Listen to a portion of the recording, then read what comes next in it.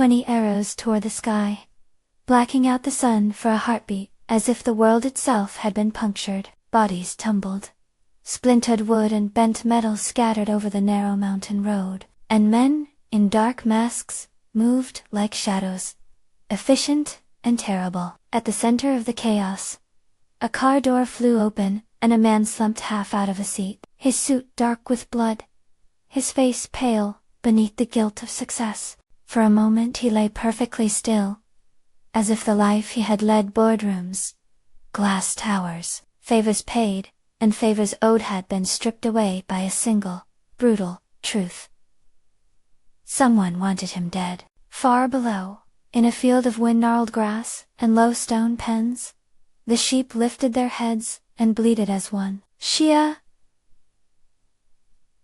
Ruonan felt the sound more than heard it. It came through her like a tremor, first sharp, then urgent, pulling her eyes from the thin thread of smoke rising from the distant road. She had been mending a fence with hands yanked raw by wool and weather, the familiar ache, like a promise she had learned to keep.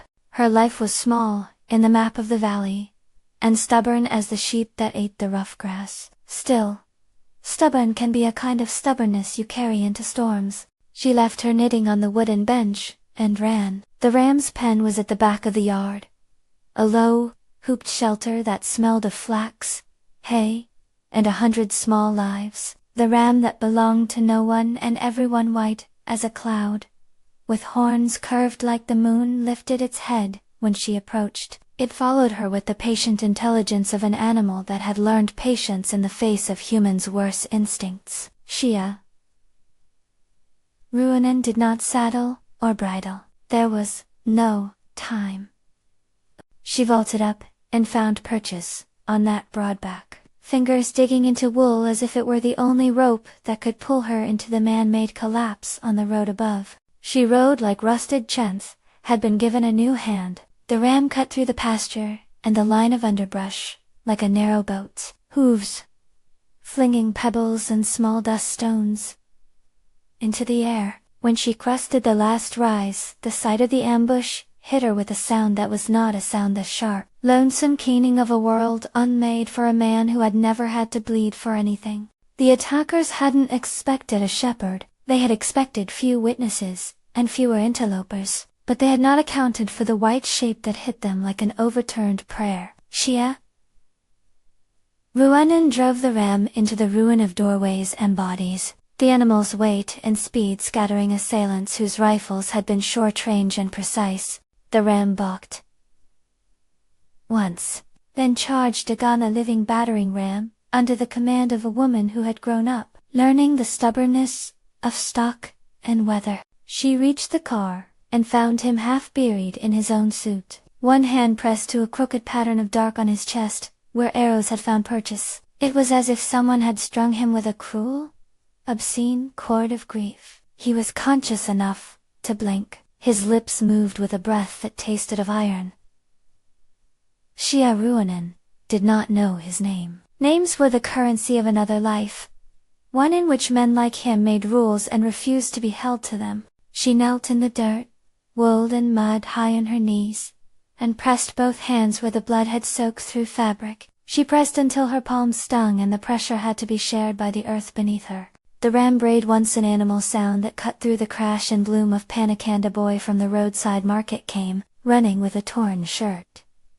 Others followed, shepherds and small-time merchants, attracted by the noise. They lifted, with crude tenderness, the man and slid him off the jagged metal into the hollow, where the gathering road turned into scrub. Someone shouted for an ambulance that was too far away. Someone else, thinking of money and the law, fumbled with a phone. Xia Ruonan didn't know to call for an ambulance. She knew, with a certainty that came from years of making shelter out of scraps, how to stop a small bleeding enough to get someone to a place where professionals could take over. He opened his eyes. When they landed on her, they were dark wells, too intelligent and too tired to be anything simple. He smiled a smile. Astonishing, Singan said the one word that would twist the whole of what came after into the impossible knot that bound them. Laihu. It was the wrong word, for wrong reasons. He reached for her as if they had shared a life of small, ordinary care. He called her Summer, and took her hand as if it were a thing he had every right to. Xia Ruonan had never met him. She had never spoken at length to anyone who could snatch a company from a family or bend a city's skyline to their will. But there she was, mud on her knuckles, palm flattening over a human heart, whose rhythm had been nearly silenced, and the man who would if the law and the ledger let him be. Muyan, the family name printed in silver letters on the doors of skyscraper elevators, looked at her like a man who came back home every night, to the one cooking his meals. This was the smallest miracle, the kind that makes the rest of the world complicated. He survived the night, because people who lived by rules more complex than mercy arrived. A field ambulance with 2 paramedics who spoke with brisk, clinical words that felt like legal documents slid him onto a stretcher. Xia Ruonan rode with them on the open tail of a farm truck, the ram following like an anxious companion, its white silhouette a small banner against a night the attackers had tried to claim. At the hospital, sterile lights cut into the dark like scalpels. She stood at the threshold and watched a sea of white-clad bodies move with the certainty of professionals. They took him inside and wrapped him in a world of machines that saw and measured without pity. They would not let her in, at first. Hospital staff efficient.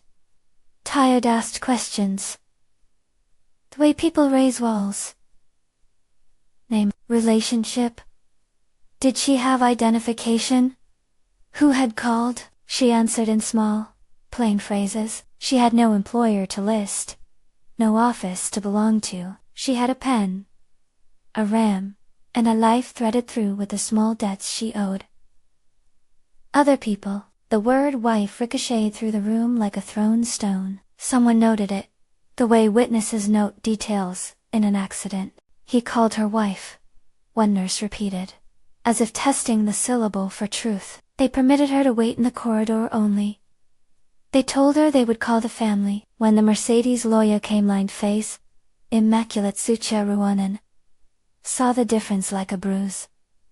He offered her a card and money in the same breath, the two things sliding at her like a wedge. His voice was practiced. I'm sure the family will want to make arrangements. He used the words, compensation, and discreetly. Xia Ruonan folded the card until the letters blurred, and said nothing. She had no use for silver in a place where blood made its own law. A thin woman from the emergency staff. Shen Xian watched Xia Ruonan with a curiosity that was not quite pity, and not quite suspicion. Shen had hands that never quite stopped. She worked with the economy of a person who believed nothing should be wasted. She offered Xia Ruonan a thermos of tea and an empty chair. He'll be all right, she said, which could be wish or professional promise, and Xia Ruonan believed it, with the small faith she afforded. Strange as one born from the practice of seeing what was true in everyday things. When the man in the glass doors came to consciousness again, he named the sky and the sound of sun on the field, but not the polished life he had led. He smiled at Xia Ruonan, like someone recognizing an old, secret habit. Summer, he murmured, fingers curled into dust-smudged palms. You're here. They put a band around his wrist. The tag read Mu Yanzhou. Someone somewhere had already called him by the title that fit a man of his station. He did not remember that title. In the small clean world the doctors built, the man who had been pierced by 20 arrows became something narrower and more fragile. A person with a name that tasted of warmth, a single story that did not include power or public expectation. He loved the sound of the word wife because in his small truth it meant someone who had kept the bed warm, who had stooped to mend the shoes, who took lunch into work wrapped in cloth. When he touched Xia Ruonan, he did it with fingers that trembled like leaves. The hospital allowed her to stay in a gray sleeper chair in the room the night he came to himself. They called him the patient and Mr. Mu around their charts, but when he woke he called her Summer and told her about a garden he had imagined the night before. A garden full of small, patient things. Xia Ruonan sat with her knees tucked up because there were no proper chairs and because sitting the wrong way felt like making space for the wrong life, in a life that refused to be rearranged for her. She wrapped her scarf around her and watched him like someone who had been bribed with the most dangerous of promises, the promise of being needed. For a time, need is a kind of shelter. He learned to laugh at things men who used to measure value by contracts did not laugh at. He watched her hands when she washed his hair with a cloth. And he smiled as if discovering an old habit. He held her name Xia Ruonan like a talisman, and he returned it to her in the quiet hours. He remembered cooking fires and small repairs, and a name he offered like a vow. He was warm and bewildered and insistent, the kind of man who could have been a stranger, but in another life, would have been a keeper of some ordinary peace. She found herself telling him things she had never told anyone. About the sheep that preferred to sleep under the plum tree, about the way the river sang when it hit the rocks, about the grandfather who kept a line of knives in a drawer and said prayers that were only wish and no liturgy. He listened like rain takes a roof open. Absorbing Anne said, "We will be fine.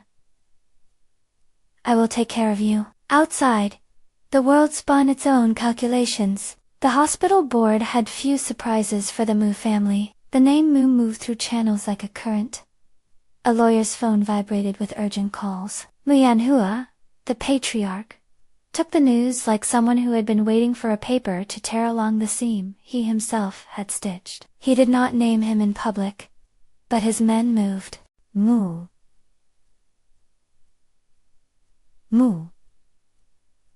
Xia Ruonan, not yet hardened into the roles of inheritance, was in the lobby with questions, and a face that could be weary and principled at once. Yaoqi, who wanted the shape of power for reasons less noble than Mu Yanhua's careful machinations, sniffed at the crowd. They offered two versions of the future. One that would hush and bury the shame, and one that would use the violence as a lever. When the family emissary first tried to bribe Xia Ruonan into silence, it was with 1,000 small comforts money, relocation, an offer she could accept if she agreed to sign the right papers. She folded the offering into her hands, like a paper boat. "You could disappear into something clean," the emissary told her. "We can set you up." Xia Ruonan thought of the ram, of the barn, of the kitchen where she had sewn pockets into coats for children who needed coin. Money had doors they did not open for her. She had no offices gilded with glass, no accounts, no registers. She refused the paper boat with a single plain sentence. "I saved him," she said, and her voice was a plank in the weather. "I won't sell what I did." It is easy for a person to value what they have not been taught to sell. That refusal made strangers into enemies. Word of the man's amnesia loosened plans on both sides of a wide gulf. For some in Ingda Mu house, the image of their scion calling a shepherdess wife was ugly and unacceptable, and could be undid with the right contracts. For others, like Mu Zaiwan, it opened a fissure of conscience that made him watch the world differently. Back at the orchard house, where she lived with an old grandparent who coughed, and an aunt who measured shame like a currency, Xia Ruonan's life contracted to smaller things again. She told no one of the hospital lights that had kept her awake. She kept the band the doctors had wrapped on his wrist before they replaced it with the official hospital tag and rubbed the ink off because things with names were dangerous. Her pregnancy was a secret sewn into the inside of her coat, carried low and kept like a small geode she had found in the dirt, and wrapped in cloth. The child was both anchor and storm, an answer she had not been ready to ask.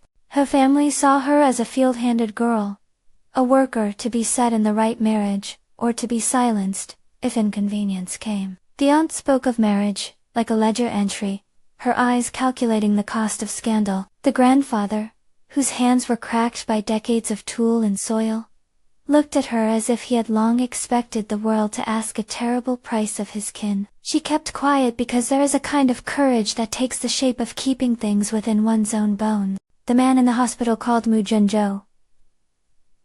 In the files and summer in his mouth grew clearer, and more joyful in ways that made the everyday ache with possibility. he learned a tenderness that had nothing to do with mergers. He learned to make tea in a style that delighted him to show her, and he spoke in small, ridiculous metaphors. When he meant to be serious, under the white leaks of hospital light, the two of them became a small island of ordinary domesticity. He told jokes that were awkward because he had not yet relearned the cruelty of the world. She warmed his soup, and the edges of their lives fit in ways she had not allowed herself to imagine. News moved in other directions. A small reporter who fed off Ruma wrote a piece about the mysterious shepherd who saved the CEO. The headline mattered less than the seed it planted. When the wealthy are wounded in public, their wounds become everyone's right to see. People came bringing flowers, and those with agendas came bearing smiles. Yaoqi arrived with a face, like a closed door, and a bouquet, whose petals were chosen for appearance. He watched Xia Ruonan with a quiet contempt, polished to professional smoothness. He did not like what the story might do to the Mu family's plans. He had ambitions, and he saw the Shepherdess as a jag in the mechanism. She was too real, too defiant. There was one man who helped without asking for applause. Luo Feng. He had a van, and the look of someone who had done what he had to.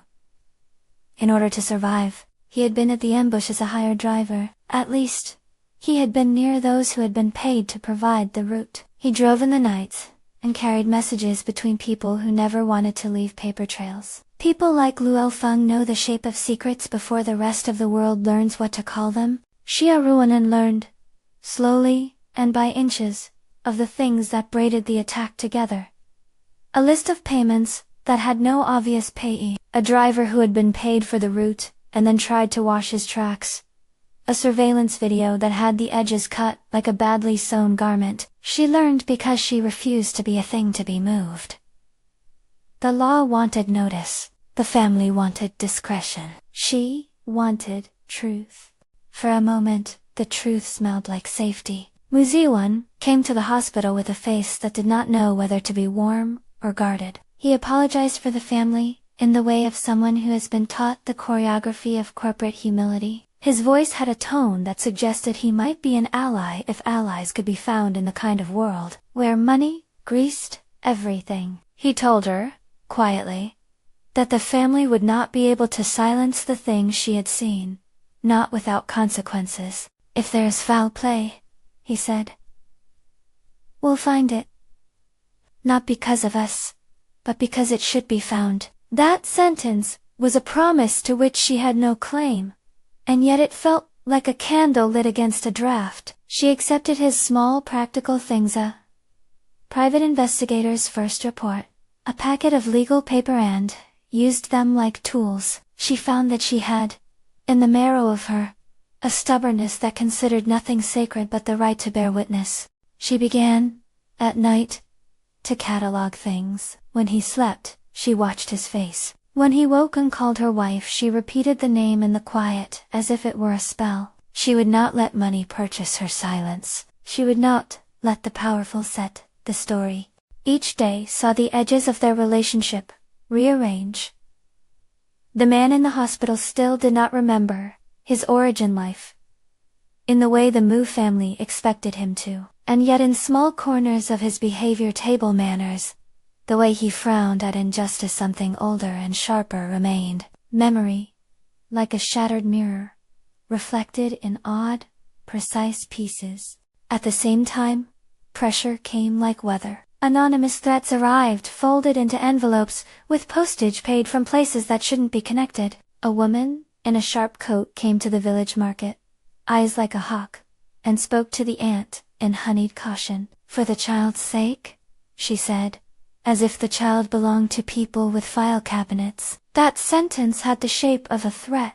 It meant, in the language of people who measured worth by inheritance, that Xia Ruonan's condition was not just a private peril, but a public leva. One evening, returning from the hospital, the ram close at her heels, Xia Ruonan found a piece of paper folded into the cracks of her gate. It was a photograph.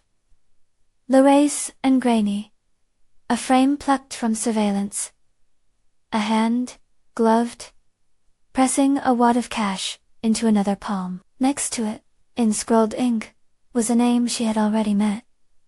Luo Feng. The paper smelled faintly of diesel, and something colder metallic worry. She held the photograph until her fingers went numb, because in the picture the truth was not a moral lesson but an evidence ledger. Someone had paid, and someone's van had been there. The photograph was a beginning that tasted of ash. That night, in the small kitchen, lit by a single bulb, Xia Ruonan sat at the table and cradled her belly like it was a lantern. Her hand moved unconsciously, tracing the same small circle she'd made 1,000 times in the barn when she smoothed the sheep's fleece.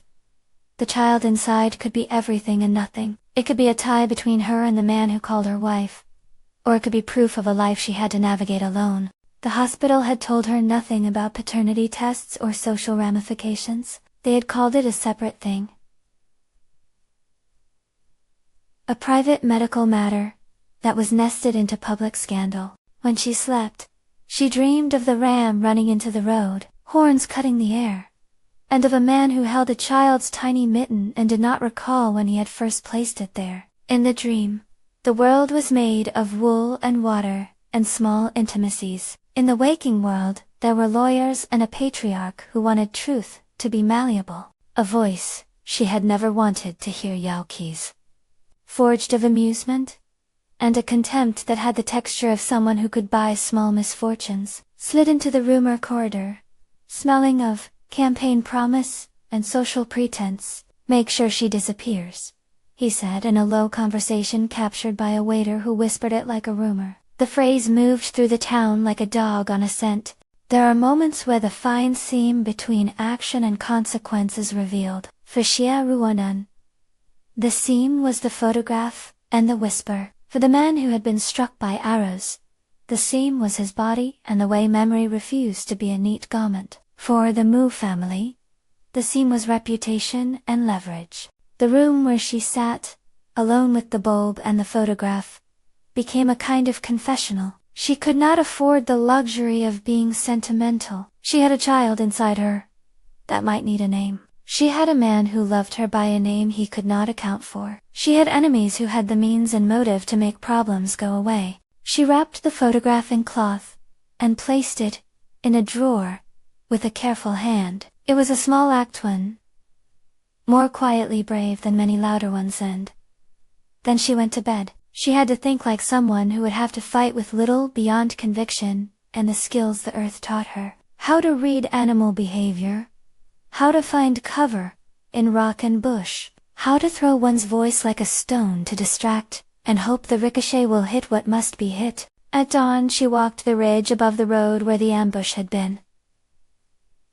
The place bore marks like a wound. They had cleared signs of violence in time tents, tape polite faces on cameras, but the ground remembered. She knelt and pressed her fingers to dirt that would keep secrets. She found pieces of arrow fletching lodged in the scrub like small white confessions. Every scrap told a story of someone who wanted someone else dead, and had staged their attempt with a precision that smelled like planning. Her ram bumped her shoulder and she leaned into it, a gesture both of comfort and of planning. The animal was steadier than any ally she had known. She had used it to carry him to safety, and now the circle of what she had done widened like a river eager for more rain. It was one thing to save a man. It was another to entangle yourself in everything that man represented. In the hospital, when he called her Summer again and smiled like someone who had found an old pocket watch and wound it, she let herself rest in the lie.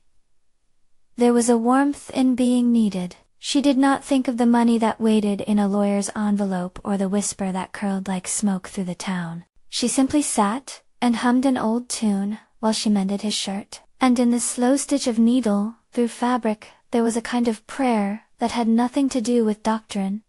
Keep us alive, keep this small truth from breaking, if you want to see what happens next. If the way a shepherdess can twist the fate of a man born into Tao's matters to you, subscribe and stay with the story. The promise to stay whether to law or to life change things. Word reached the Mu house that the shepherdess would not be paid to vanish. The patriarch's sarcasm shifted toward a cold, clinical urgency. Mu Yanhua's men began to make the rounds, their presence, like a tide, making shorelines look smaller. Luo Feng's name surfaced in ledger pages. Yaoqi watched the unfolding like a storm watcher, and his smile did not reach his eyes. Inside the hospital, the man they called Mu, when he fit the title to his body again, in short shimmering ways, would steal moments of lucidity, and name the things that were his, without the practiced cruelty of a man who had lived in towers. He liked the small things and found the big things bewildering. Each time his memory creased and opened, he saw Xia Ruonan, and she saw in him a man who could be gentle or law-bound with equal facility. She learned things about him in the quiet. That Mu Yunzhou had a studio where he kept bonsai, and the way he frowned when a leaf was out of place. That he had a precise way of dialing numbers and then hanging up, as if the act of choosing whom to call was a ritual he feared to perform now. That he loved a black tea he had described once as a stubborn companion. These were not trivialities. They were the stitches by which a life could be sewn back together or torn apart. As the week moved on, the town took sides in its small ways. The market vendors mumbled in corners. The young men who had watched her ride the ram told the versions of the story that suited them, some adding honor and others adding gossip. The police came in suits and took statements that read like crosswords of motive and opportunity. For every piece of paper that said assault, there was someone's heart that learned to beat differently. Then, one afternoon, a man in a suit, his face practiced into the kind of neutrality a lawyer wears, like a cloak, approached the hospital room, with a paper that smelled faintly of money. He had a smile that had been polished by too many polite refusals. He bowed to Mu Yanhua when he entered and then turned to Xia Ruonan.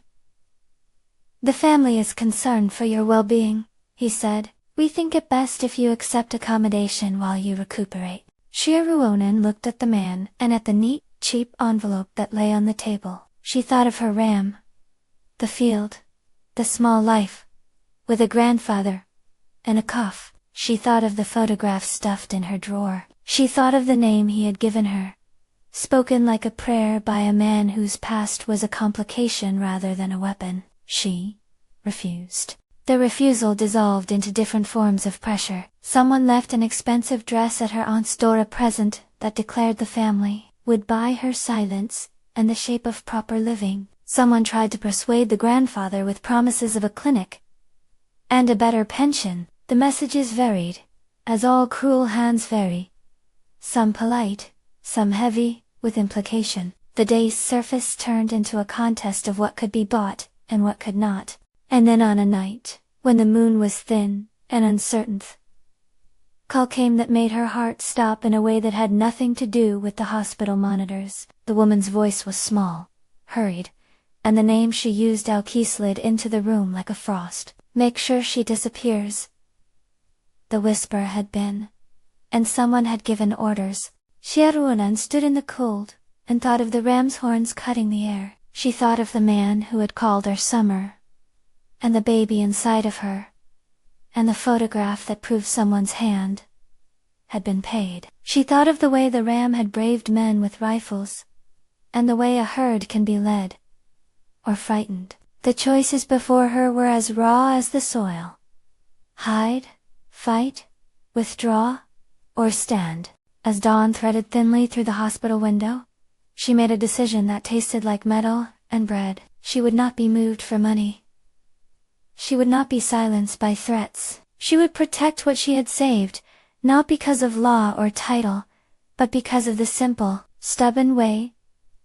One life, once saved, binds itself to another. She clenched a fist over the photograph in the drawer, and felt the edges of paper cut her skin in small, honest ways. In the end, bravery is not a single clean act. It is a series of small choices, made under pressure, to keep a promise, to tell a truth, to hold a hand while the rest of the world decides what a life is worth. Xia Ruonan had saved a man who had been struck by 20 arrows. She had brought him home with the help of an animal, and a handful of people who had seen only what was in front of them. She had watched him become warm and tender, and call her by a name that felt like belonging. And now the currents of a family name, of ambition, of fear, and of greed, were gathering like a storm. There would be investigations, of course, and lawyers with clean hands, and cameras that would make a story into a product.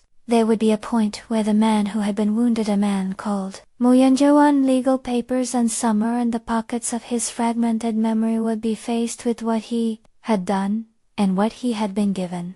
There would be a moment when those who had tried to buy silence, or remove what they considered a problem would have to answer for payment and motive.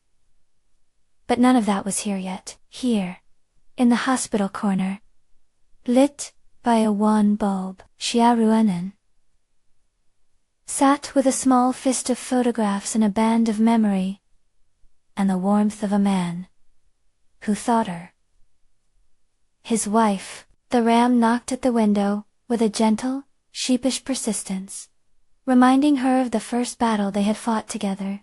The world outside was loud with records being kept, and ledgers being closed. She closed her hands around the evidence and rose. She did what she had always done. She moved toward the place where small hands could make a difference, towards the kinds of bravery that started with one person getting in the way of a wrong. The fighting had started. She had simply tripped it into motion by refusing to let the truth be rearranged. A knock came at the door. The voice on the other side was a low, controlled thing, grown practiced by a person who had not yet shown all his cards. "Miss Xia," he said, "we need to talk." She stood very still, and felt the past and the future press at her in equal measure. The ram outside pawed, the earth, and the city beyond. The hospital hummed with decisions that were not hers. But she had something simple and clear. Evidence, a child, a man who called her Summer, and the stubbornness of someone who had ridden a sheep into a storm. She opened the door. She opened the door. On the other side was not the lawyer, with the polished cadence, nor an emissary, waving the careful cruelty of the family's money. It was Xia Ruonan, sleeves rolled as if he had been prying stubborn things apart with his hands, not his words.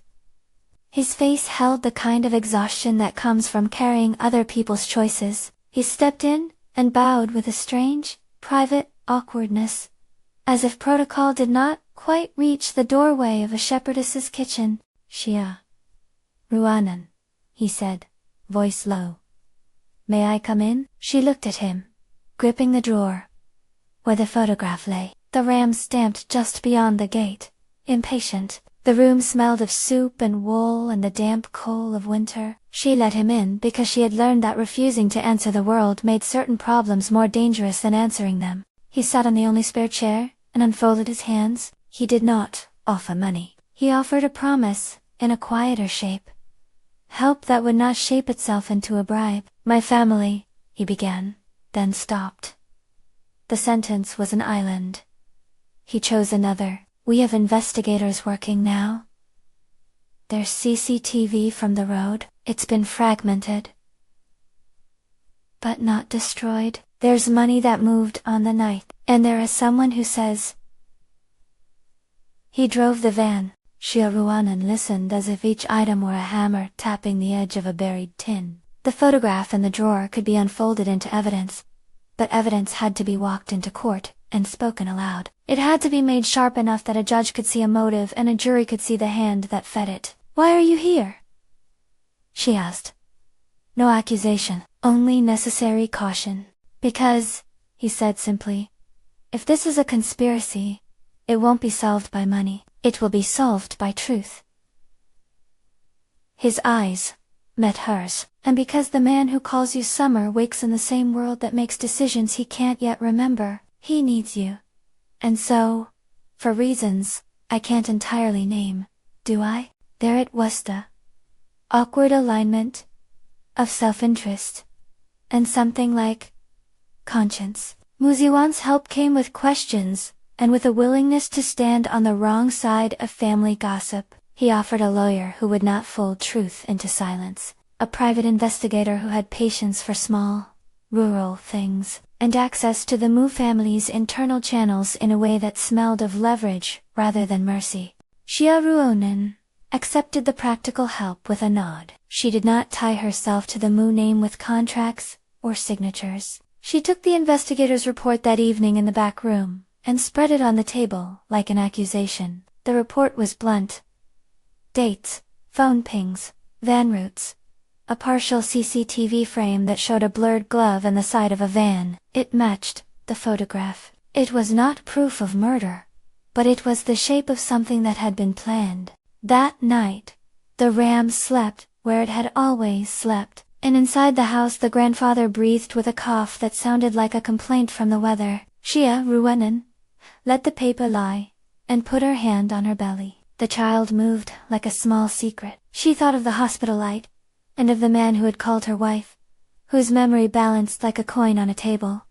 Heads for summer, tails for Mu Yanzhou, both shiny and dangerous. She began to move through the world as someone who had learned how to make shelter from scraps. If she could stitch together an argument that would bind a lawyer's hands, she would. She had the photograph. She had the eyewitness memory of a market boy who had seen the white ram cut the air. She had the band of dirt-stained people who had carried a suit onto a truck, and the names that rattled like coins: Lua Fong, Zhao Kui. The investigators took statements. They traced bank transfers with the patience of people who see numbers as fingerprints. They interviewed drivers and reconstructors of roads. Pieces began to arrive like luggage on a conveyor.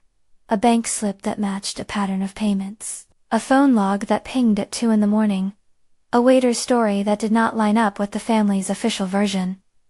The evidence had texture. It had smell. The more Xia Ruonan looked, the more obvious it became that the attempt on Mu Yongo's life had been bought and paid for. And yet, the money did not tell motives so neatly. There were those who profited from a scandal, those who feared its smell, and those who would rather have a son dead than tainted. Yaki moved like a predator in a room full of small animals.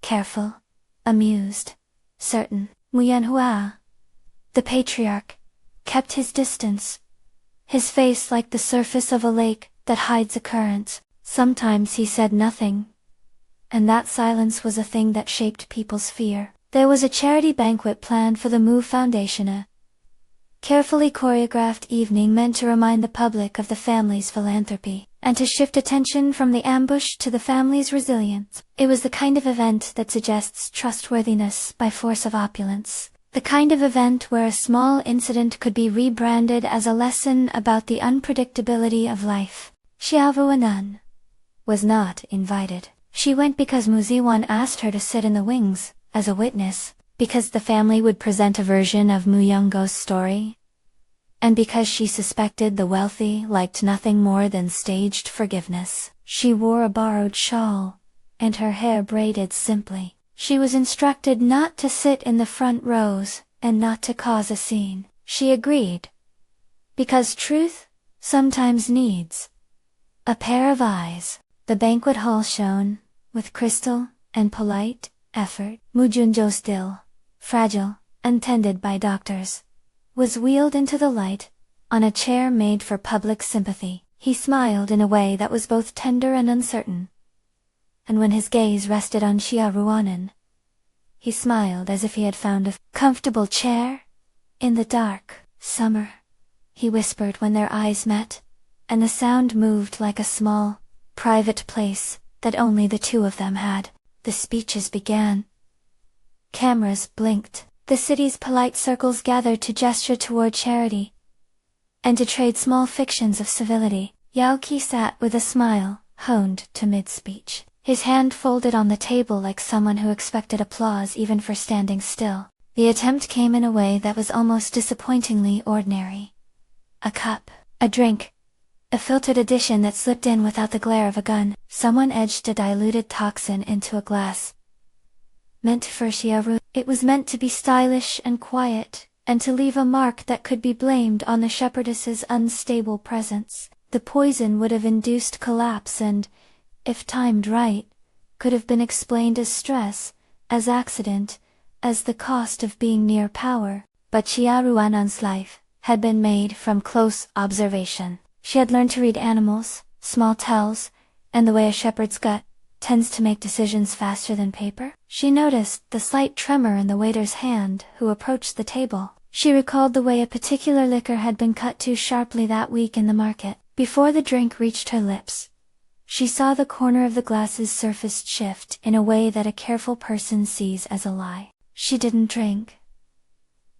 And her refusal was so small, it barely registered beyond the table, until the waiter collapsed, like a puppet whose strings had been cut. The room erupted. Guests leaned back, breath-catching. Doctors sprang up from unexpected corners. The man who had been targeted, the actual intended victim, perhaps a family member or the base of the plot, was thrown into disarray. Paramedics worked fast. They took samples from the glass and the waiter. The toxin was real, though not fast-acting enough to kill. It was designed for damage. Lab results later would show traces of a synthetic that could cause miscarriage in large doses. It was a line drawn in human terms nobody should have crossed. The attempt was recorded on cameras in hallways, meant to be private. A waiter's finger trembled in a security cam frame as he slipped the substance. It was a small motion, but the camera captured it. Xia Ruonan's phone, kept in her pocket like something to be found later, had recorded a fragment of the waiter's nervous breathing and a whisper, "Do as you're told." The phrase connected like an old seam to a name, Luo Feng. When police played the clip in an interview, the man who had been a ghost in ledger pages showed up like a footprint. Luo Feng, when finally pulled in, did not fight the logic of numbers. He had been paid. He had driven routes. He had taken envelopes. He had been pushed into a world where survival was transaction. When confronted with the footage, and with the bank transfers, he folded the way a man does who is tired of leaning against the weight of his guilt. "I was paid," he said in a voice that had the texture of someone who had used his hands to push heavy things for years. "I did not know who the money was for. I thought I was moving goods. I did not know they would do this." He named names in the way people name pieces of a broken thing. Payment accounts, the code words used for deliveries. A middleman with an anger like an old tool. The police followed the money. They worked the phones. A ledger emerged, small transfers, disguised as agricultural payments, that led back to a corporate account with the Mu family's smaller shells. Yake's name, initially humming at the edges of gossip, appeared in messages that suggested he had the motive and the audacity to secure an outcome. He had told others that a union between Mu Yunzhou and the family's public image would ruin ambition Zen. Ambition that often looks like simple greed in the light of reckoning. Mu Yanhua, confronted with parts of the ledger, tried to pivot. He claimed ignorance. He claimed men had acted without his approval. A defense is an argument of shape and timing, but the ledger had dates, times, and transfers tied to a night with surveillance. There was also the waiter's testimony, and a fragile phone call recorded by a nervous assistant that put a man with a soft voice. Yaoqian proximity to the plan. Public opinion swelled like sea. The press fed on the idea that big families hide their crimes with soft money. The Mu Foundation's evening, meant to salvage image, became the epicenter of a different sort of disaster. One that ate at the very thing the family had hoped to rebrand. In a police interview later, Yaoqi tried to laugh it off. "Politics," he said, as if the word could reshape his intent into a noble theater. But his smile had cracks. A business partner, someone who had been paid to perform a small role in the silence police that Yaoqi had pressed for a path that would remove inconvenience. "Make sure she disappears," the partner said, remembering the words like a lit match. The courtroom that followed was not immediate. It took time to assemble chain of evidence, to get lab results, to secure witness accounts, but the tide had turned. A banquet attempt, CCTV, bank transfers, and a driver's confession make a pattern a jury can see. The law moved, like a reluctant, machine slow, methodical, sometimes maddening in its pace, but it moves with weight. Muyunjo's memory, meanwhile, grew and faded like a lantern in wind. He had periods of startling clarity, followed by blank spaces. One night, during recovery, he asked for Xia Ruonan, and talked as if they had lived 1,000 small, ordinary years. He told her about a garden he could not place but described precisely. A stone path, a lemon tree, a bench. His vocabulary shifted between Summer's small domesticities and the precise jargon of a CEO who could talk in profit margins and acquisition timelines with equal fluency. There was a haunting in his questions. He would look at his hands and wonder what kind of man these hands had been before. Arrows had stitched him together again. "Did I ever hurt people?" he would ask, as if reading a report of himself he did not like. She would answer, the truth, measured. She could not absolve a man for choices his memory had not yet accounted for, but she could tell him about how he held her, about the way he had learned the sound of silence, and about the simple dinners they had crafted with hospital trays and hope. Her telling was not an erasure of the past, it was a record of the present. As the legal net tightened, Muyanhua tried to shield the house. He hired teams of lawyers and offered settlements to silence press. He tried to position Yaoqi as a rogue actor, but the movement of proof is stubborn. Surveillance footage of the van's route matched payments. Phone logs connected men to the same day. Testimony layered on testimony. A waiter, initially frightened, stood on the stand and testified about the hand that had trembled at the banquet table. A lab technician read results into a microphone that seemed to amplify the guilty. At a crucial hearing, Luo Feng surprised the court. After meeting with his own counsel, he withdrew into a corner of the waiting room, and, when he emerged, asked to speak. He told the court about envelopes, and how men had promised him safety. He named intermediaries, and a voice that had told him the job was just rooting. The court's record took his words like the laying of a plank. He explained how an upper-level manager from a Mu subsidiary had called, and how a small payment had arrived, a traceable link, a faint chain. The breakthrough came when a message thread was recovered from a phone that had been sold to a scrap collector but then bought back by a diligent investigator. The thread contained a short directive. Handle it quietly. Don't let her make trouble. It was unsigned, but the context implied Yaoqi's orchestration. The man's name hovered like a shadow. Yaoqi was arrested for conspiracy to commit assault and for attempted poisoning.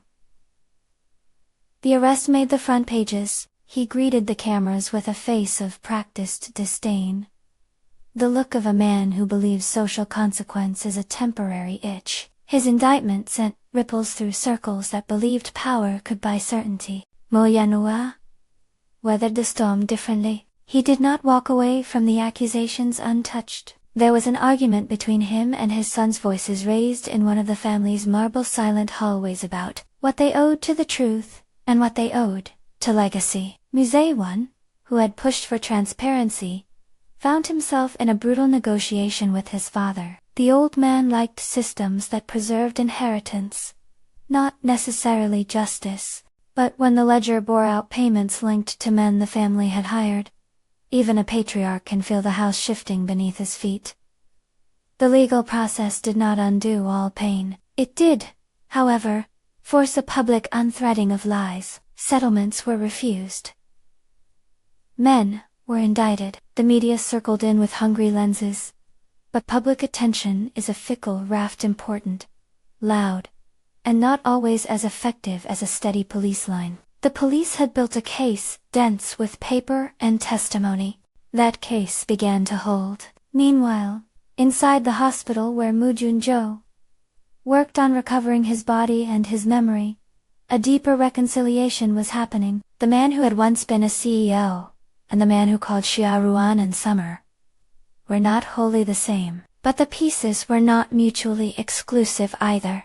He returned to certain habits, the precise way he lined up teacups, the way he catalogued small injustices and he retained, in a stubborn, perhaps redeeming way, an appetite for making amends. One afternoon, after a long session of physiotherapy and memory exercises, Mu Youngjo asked Xia Ruonan to come with him to the garden the hospital kept for He walked slowly, leaning on a cane that was more habit than necessity. The sun lay on the path the way he had once described. A lemon tree yellowed in a corner like a small sun. He stopped and looked at her. For a moment his whole face became a map of decisions. I remember a man who could stand in a tower and not notice the faces below, he said quietly. I do not like that man. If I was him, if he did things, he swallowed. I will learn to be better, not because I have to, but because I want to. Xia Ruonan watched him with the patient wariness of someone who had lived by small, undeniable truths. She had unlocked the image of him as summer in order to survive, and now the man who had been Mu Youngjo was waking into a life that required choices he had not yet made. Memory isn't an inoculation, she said softly. It doesn't erase who you were, it only lets you see what to do now. He reached for her hand careful, as if touching a map he did not want to fold, and in that touch there was an acceptance that felt like a compact. Then help me, he said. Help me be the man I should be. She looked at him, and saw a man who would have to face his family, the law, and the consequences of a house built on advantage. She saw the child inside herself. A living question. She knew the choice she had to make would exact costs, but she had already refused the easy path. She would not now accept a bargain that hid truth. They took the evidence to court. The hearings were an ugly ballet. Lawyers in sharp fabrics, the press with their lights and cameras, and Xia Ruonan, sitting like a small, quiet island amid waves. She testified. Her voice was not polished, but it was honest. She spoke about the day on the road, about how she had pressed her hands to a man who bled as if from another sky, about the photograph she had found in her gate, about the banquet and the glass she had refused to drink. She told the jury that she had not wanted money, she had wanted the truth. The jury listened. Sometimes juries are patient because truth shows up like a steady knock. And when the law finally did its thing, the indictments, the trail of receipts, the watchman's testimony, the driver's confession, the men who had tried to buy silence, felt the hard scrape of public consequence. Yao Qi was convicted on several counts. Luo Feng, who had turned state's witness, received a reduced sentence for cooperation, but his name would always be tied to choices he'd made in the calculus of survival. Mu Yanhua, whose involvement had been nuanced and partial, paid another kind of price. Reputation and the weight of a family torn in public. He stepped back from certain posts, his name no longer a smooth shield. The patriarch's legacy was altered, not destroyed, but altered. The world did not rearrange itself neatly after the verdicts. People do not suddenly become saints when the law names them as sinners, but some things changed. The hospital allowed Xia Ruonan more access. The negotiations around her child's future shifted toward recognition rather than anonymity, and the Mu family, fractured and chastened, could not very easily pretend the past had been a perfect iteration, the final confrontation inescapable. In stories that had the shape of storm and shelter came when men who had lost face tried to buy the last scrap of silence with violence. They plotted an escapade attempt to remove Xia Ruonan before she could ratify her testimony into the final legal record. It was a crude plan. Intercept her on a back road, remove her, force her to sign papers under duress. She had expected this. She had not expected their audacity to be so blunt. They moved under the belief that fear can be purchased or manufactured. They had forgotten the stubbornness of a shepherdess who had ridden a ram into gunfire. Xia Ruonan prepared with what she had.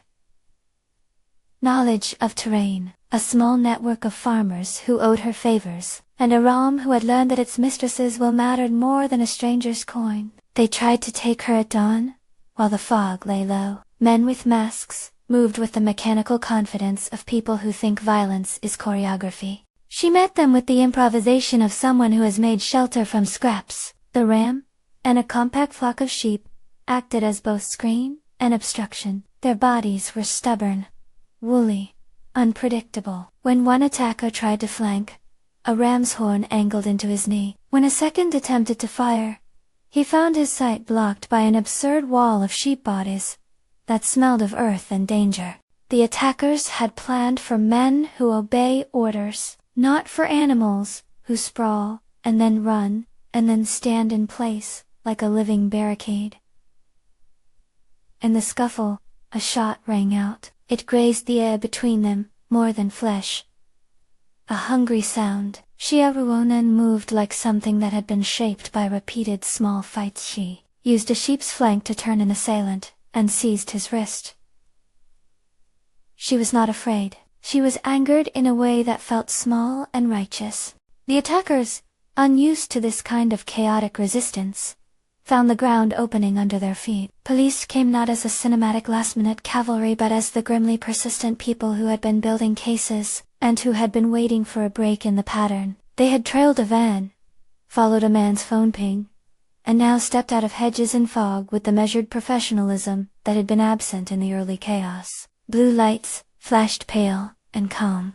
Men were collared, hands cuffed. Yalki's last men were taken with the thunder of finality. Xia Ruonan stood muddy, hair loose, with sheep pressing in like a wall. She had a scrap on her arm where a bullet had grazed, and a bruise on her rib where an elbow had caught her. She did not feel heroic in the way the press sometimes wants. She felt exhausted and resolute, the particular kind of satisfaction that comes from surviving the exact thing you knew you would have to survive. When the dust settled, she walked to the ambulance wings, where Mu Zhangzhou received updates. He had not been there for the scuffles.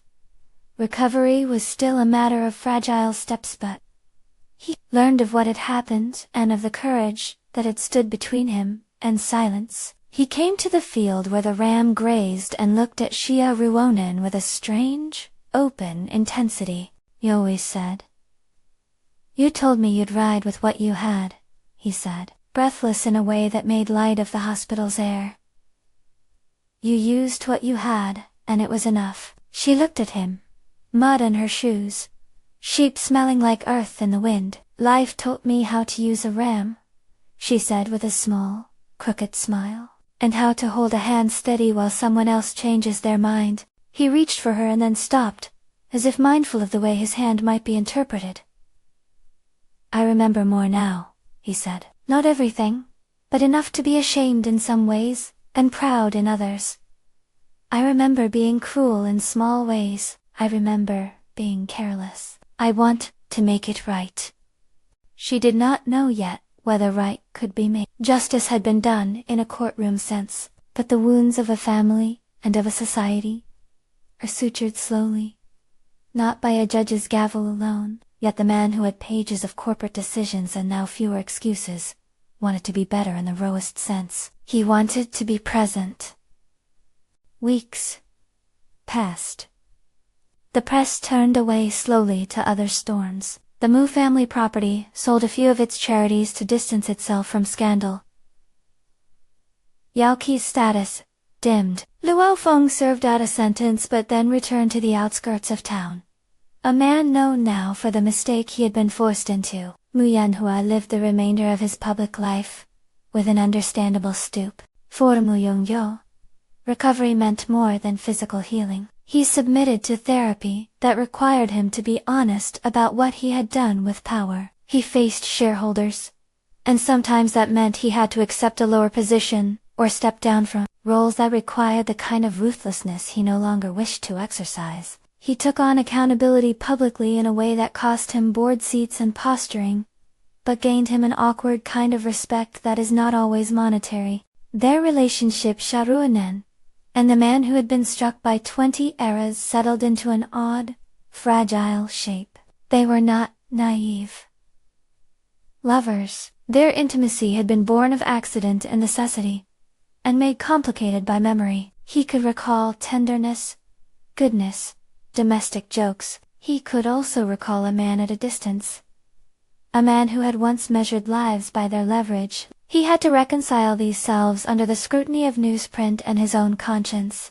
One evening, months after the final courtroom scene, Mu Junjo came to the small yard where Xia Ruonan hung clothes and fed lambs.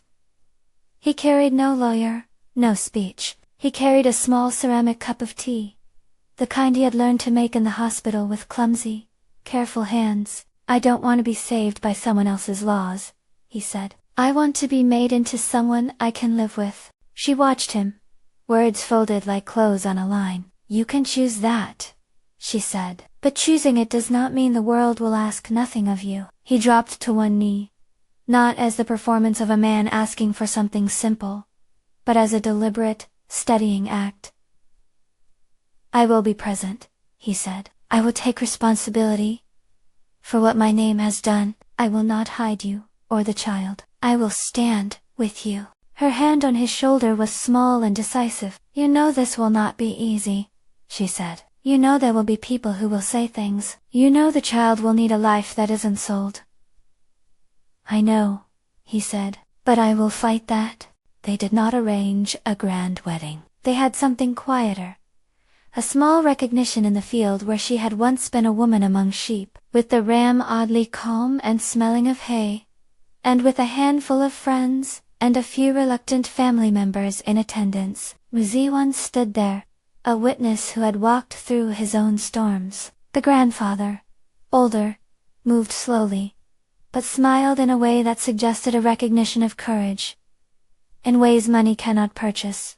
The child, when born, was healthy and wrapped in a cloth, with a small stitch, made by Xia Ruonan's own hand. The community that had watched the scandal had watched the forgiveness too. But forgiveness did not erase the costs. The Mu family still bore the marks of its choices. Yaoqi's name had become a cautionary tale. The man who had been tried in the court of public opinion and found wanting had paid a price. The child had been given a name that combined elements of both worlds.